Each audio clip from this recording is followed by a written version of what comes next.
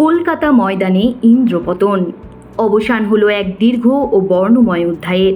চিরঘুমের দেশে চলে গেলেন মোহনবাগান রত্ন তথা প্রবাদ প্রতিম ক্রীড়া প্রশাসক স্বপন সাধন বসু।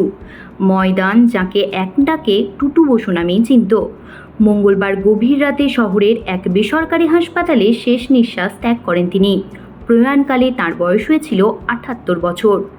তাঁর প্রয়াণে আজ শোকস্তব্ধ গোটা ক্রীড়ামহল। আজ সকাল থেকেই টুটুদাকে শেষ শ্রদ্ধা জানাতে মানুষের ঢল নেমেছিল পথে পথে। বালিগঞ্জের বাসভবন থেকে তাঁর দেহ প্রথমে নিয়ে যাওয়া হয় সংবাদ প্রতিদিন দপ্তরে। সেখান থেকে ভবানীপুর ক্লাব হয়ে টুটু বসুর নিথর দেহ পৌঁছায় তাঁর প্রাণের প্রিয় মোহনবাগান ক্লাবে। সেখানে উপস্থিত হয়ে তাঁকে শেষ শ্রদ্ধা জানান বিমান বসু এবং ফিরহাদ হাকিমের মতো বিশিষ্ট ব্যক্তিত্বরা। প্রিয় টুটুদাকে শেষ বিদায় জানাতে ক্লাব প্রাঙ্গণে অগণিত ভক্ত ও সমর্থকদের ভিড় জমেছিল। সেখানে উপস্থিত ছিলেন এআইএফএফ সভাপতি কল্যাণ চৌবে এবং সিলটন পালের মতো বর্তমান ও প্রাক্তন ফুটবলাররা। টুটু বসুর প্রয়াণে শোক প্রকাশ করেছে ভিন রাজ্যের ফুটবল মহলও।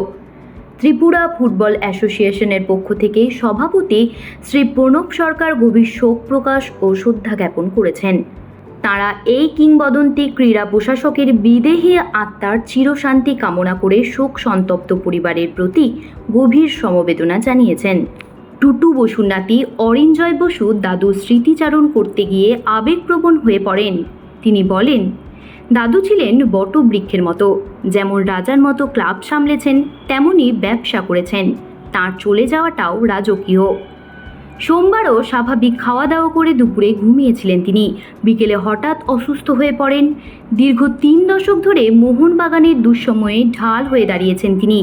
চিমার মতো বিদেশি ফুটবলারকে আনা থেকে শুরু করে ক্লাবকে আধুনিক করা, সব জায়গাতেই ছিল তাঁর হাতের জাদু। টুটু বসুর প্রয়াণে শোক প্রকাশ করেছেন মুখ্যমন্ত্রী শুভেন্দু অধিকারী, বিজেপি রাজ্য সভাপতি শ্রমিক ভট্টাচার্য এবং মন্ত্রী অগ্নিমিত্রা পল।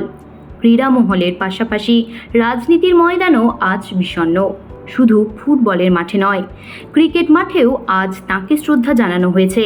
যাদবপুর বিশ্ববিদ্যালয়ের সল্টলেক ক্যাম্পাসে মোহনবাগান বনাম টাউন ক্লাবের ম্যাচের শুরুতে ক্রিকেটাররা নীরবতা পালন করে বর্ষিয়ান এই প্রশাসককে সম্মান জানান।